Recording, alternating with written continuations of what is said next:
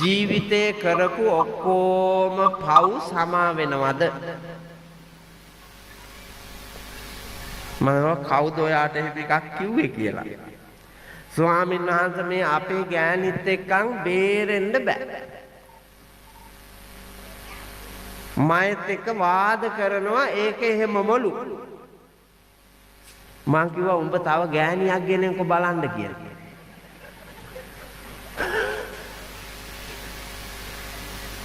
කරපු පව් ඔක්කොම හේදිලා යනවා නම් උඹ තව ගෑණියක් ගෙනෙන්කො බලන්න හේදෙයිද කියලා. ඇවිල්ලා බලාගත්ත හැකි එදාට. ආපන් කියනකොට කියලා කිව්වම. ඒක තමයි ස්වාමීන් වහන්සේ කිව්වා. ගමන මං කිව්වා උපන්දා සිට කරපු පව් නැත වරක් වැන්දොත් කැලණියේ කියලා කියමනක් තියෙනවා. මේ සාමාන්‍ය ජනතාව පිනෙහි පිහිටුවන්න උපක්‍රමශීලීව යොදපු ක්‍රියාවන්. දරුවෙක් මහාන කෙරුවොත් 4 වරිගයක් නිවන් දකිනවා. එහෙනම් දේවදත්ත නිරේට ගියේ. ඇවැස්සම මස්සිනා බුදු වෙලා ඉද්දි පරපුරේ බොහෝ දෙනෙක් සෝවාන් සකෘදාගාමි අනාගාමි අරහත් මගඵල පිළිවෙලින් අමා නිවන් දැකලා තියෙද්දි තමන්ගේ එක්කුසම උපන් නාංගි මහාන වෙලා ඉඳිද්දි දේවදත්ත නිරේට ගියේ. 4 වරිගය යනවද නිකන්? නෑ මේවා මිනිස්සුන්ව පිනෙහි අලවන්න පාවිච්චි කරපු ප්‍රයෝග. ඒක සත්‍ය නෙමෙයි උපක්‍රමයක් පමණයි. එඳ එව්වට වහල් වෙලා කරපු පව් සමා කරගන්න පින් කරන්න හිතුවොත් ඒ මිත්‍යා දෘෂ්ටික භාවය නිසාම පින්නතුනි පිනේ පොහොසත්කම නැති වෙලා යනවා.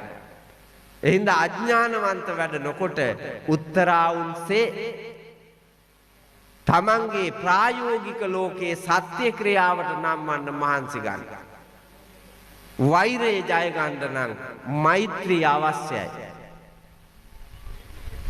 එතකොට gedara පෞද්ගලික ජීවිතයත් ගෘහීය ජීවිතයත් සමාජ ජීවිතයත් ජය ගන්නා වුන් පරිවාර සම්පත්තියෙන් බෝව ජීවිතය දිනනවා. දෙවෙනි එක අසාදුන් සාදුනා ජිනේ. අසත්පුරුෂයෝ දිනන්න නම් සත්පුරුෂකම ඕනේ. ඔයාලා දැකලා තියෙනවද ওই ಜಾති දෙක? අසත්පුරුෂයෝ දිනන්න සත්පුරුෂයෙක් වෙන්න ඕනේ. දැකලා තියෙනවද? සත්පුරුෂ වචන දෙකක් නේ. සත් කියන්නේ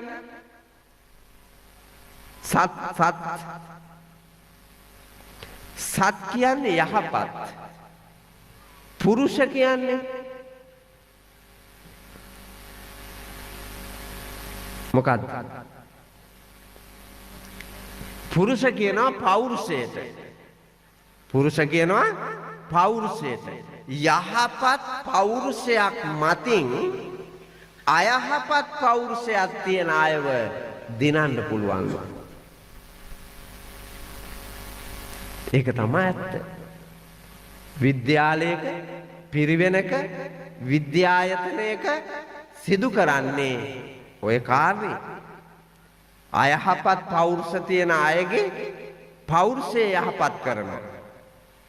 පන්සලකින් කළ යුත්තේ ඒ කාර්යභාරය. ගමක ඉන්න ප්‍රදේශයක ඉන්න රටක ඉන්න දේශයක ලෝකයක ඉන්න මානවයාගේ අයහපත් ගති නැති කරලා යහපත් තැනට ගේන්න පෞරුෂය පාවිච්චි කරනවා. සත් පෞරුෂය. බුදුහාමුදුරුවෝ ඒකනේ. බුද්ධත්වයේ ලැබලා 3 පාරක් ඉන්දියාවට මේ ලංකාවට ආවා. ඉන්දියාවේ ඉඳලා. ඇයි? අයහපත් මිනිස්සු යහපත් කරන්න. මයි අංගනේට ආවා යක්කු යුද්ධයක් තිබ්බා. දහස් ගාණක් මැරෙනවා යුද්ධෙදී. බුදුහාමුදුරුවෝ ඇවිල්ලා ඒගොල්ලොන්ගේ අයහපත් කිලුටු ගති ඔක්කොම අයින් කළා. පුණ්‍යවන්ත ගති ලක්ෂණ දුන්නා. අවබෝධ කරලා දුන්නා. මේ යුද්ධේ නිමාව තමන්ගේ නෑයෝ මැරෙනවා. තමන් මැරෙනවා. ඇයි මේ? මිහිතලේ සතුටින් ඔක්කොටම ජීවත් වෙන්න පුළුවන්කම තියෙද්දි. ඒකට සම්පත් තියෙද්දි. ඉර එළිය අපිට පොදුවේ ලබා දෙනවා. හුළඟ පොදුවේ hama එනවා. මහ පොළොව පොදුවේ අපිව දරාගෙන ඉන්නවා. ගහකොළ පොදුවේ අපට භවභෝග ධන සම්පත් දෙනවා. මේ සියල්ලම තියෙද්දි ඇයි මේ යුද වදින්නේ? අපි මැරෙනවනේ. ඒ මරණය සිදු වෙන දා එනකන් ඉවසීමෙන් එකිනෙකාට පිහිට වෙන්නකෝ. බලන්නකෝ. මේ ලෝකෙම මිනිස්සු මේක ඉගෙන ගත්තා නම් එන කොටා ගන්න නැතුව හොඳට ජීවත් වෙන්න පුළුවන්. ඒක ඉගෙන ගන්න, ඒක දැක ගන්න බුද්ධිය මදිකමක් මේ තියෙන්නේ. ලෞකික රාගික කෙලෙස් වලින් බුද්ධිය වැහිලා. බුද්ධිය පාදන්න මහන්සි ගන්න අය අඩුයි. බුද්ධිය වහන්න උත්සාහ කරන අය වැඩි. දැන් බලන්නකො සමාජයට ඇවිල්ලා තියෙන ඒවා අන්තර්ජාල පහසුකම් ඇවිල්ලා ওই ජංගම දුරකථන හරහා නානාවිද මෙවලම් හරහා තාක්ෂණයේ විද්‍යාව මගින් මිනිසුන්ගේ බුද්ධිය අවදි වෙන්න නෙමෙයි බුද්ධිය වැහෙන්න යට වෙන්න ඒවා තමයි ළමයින්ට ගෙනත් දීලා තියෙන්නේ. හොඳට බලන්නකෝ මේ බණ අහන වෙලාවේ ෆෝන් එකේ අහට්ට තල්ලු කරනවා මෙහාට තල්ලු කරනවා උඩට තල්ලු කරනවා පළ මේ බණ පොළි. බණ අහන්නේ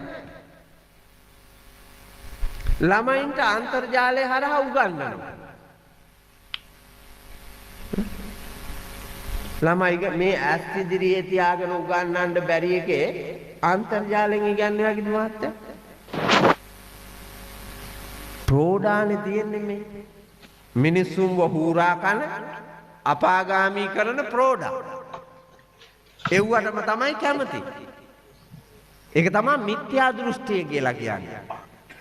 අසාරේ සාරමතිනෝ සාරේ චාසාර දස්සිනෝ තේසාරං නාදි ගච්ඡන්ති මිච්ඡා සංකප්ප ගෝචරා. මොකද්ද කියන්නේ? අසාරේ සාරමතිනෝ නිසරු දේවල් සරුයි කියලා දකිනවා. සාරේචා සාරදස්සිනෝ සරු දේවල් නිසරුයි කියලා දකිනවා. අපි එහෙම නෙත් තියෙන්නේ. හොඳ දේවල් නරකයි කියලා දකිනවා නරක දේවල් හොඳයි කියලා දකිනවා. ඉරිදාට ටියුෂන් යන එකද හොඳ දහම් පාසල් යන එකද හොඳ? දහම් පාසල් යන එක හොඳ. නමුත් කරන්නේ මොකද්ද? ටියුෂන් යවීම. මිත්‍යා දෘෂ්ටිය. පොයට සියලු දෙනා පන්සලට එන එකනේ සම්මා දිට්ඨිය. යහපත් දේ. ඒ වුණාට අපි පොයට මොකද කරන්නේ? නෑදෑ ගමන් යනවා, වීදි සංචාරේ යනවා, විනෝද ගමන් යනවා. පොයට භාවිතා කරන්නේ නිවාඩුව එහෙම. බාන්නකො දැක්ක. අම්මාද ශ්‍රේෂ්ඨ බිරිඳද?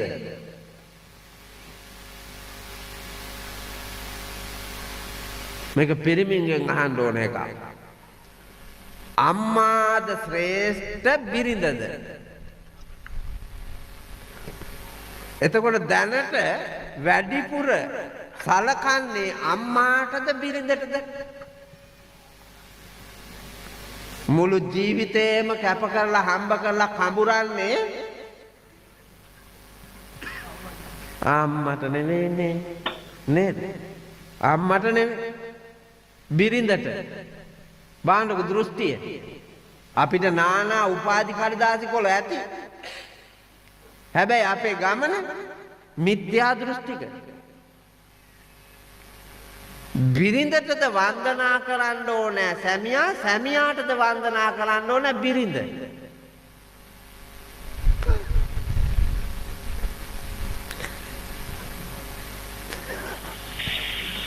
ඒක අහන්න ඕන බිරින්දෑවරුන්ගෙන් නේද? ඔව්. ඇයි ඇත්තටම බිරිඳ සැමියාට වන්දනා කළ යුතුයි කියලා කියන්නේ?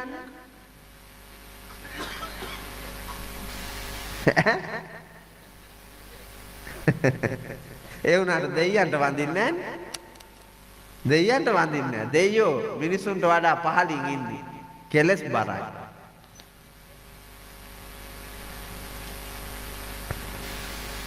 gedara budun කවුද? අම්මා. gedara budun අම්මා. ඇයි අම්මට gedara budun කියලා කියන්නේ?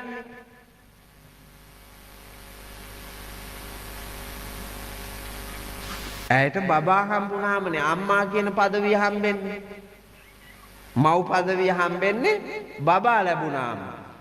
ඒ බබා ලැබීම නිසා මව්කම ආවා. මව්කම gedara budun කියලා හඳුන්වනවා. බබා කාගේද? බබා තාත්තගේ. ඒ බබා ලබා දීමෙන් තමා මෙයා බුදු උනේ. එතකොට එයාට බුදු වෙන්න විවරණ දුන්න බුදුහාඳුරෝ තාත්තා. ඒකයි මේ දන ගහලා වඳින්නේ. එහෙම නැතුව කුලප්පුවට නෙවෙයි. මගුල් ගෙදර දවසේදී විතරක් බොරුවට මෙහෙම මිනිහට වඳිනවා. එදායින් පහුවදා ඉඳලා අර කයේකිට වඳිනවා. ඔව් වැඳලා කියන්නම් රණ්ඩු වෙන්න නම් එපා.